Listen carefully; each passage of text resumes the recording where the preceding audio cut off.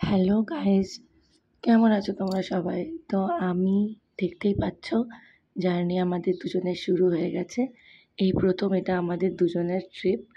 তো আমরা যাচ্ছি কলকাতায়, শুধু আমি আর আমার মেয়ে। কেন কি আফটার ডেলিভারি আমি একটু রেস্ট পাইনি, তো বাবার বাড়ি থেকে রেস্টও নেব আর জামাই ষষ্ঠীও আসছে। তো সেই জন্য আমরা রওনা দিচ্ছি কলকাতার দিকে।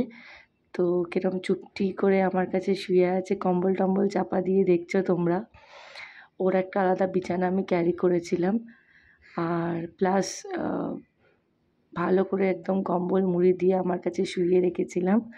তো ব্যাস আমি আরও আমরা একা একাই যাচ্ছি কলকাতায়, কারণ আমার হাজব্যান্ডের এখানে কাজ ছিল। ওর পক্ষে এক্ষুনি এত তাড়াতাড়ি যাওয়া সম্ভব ছিল না। ও কিছুদিন বাদে জামাই ষষ্ঠীর সময় যাবে কলকাতায়।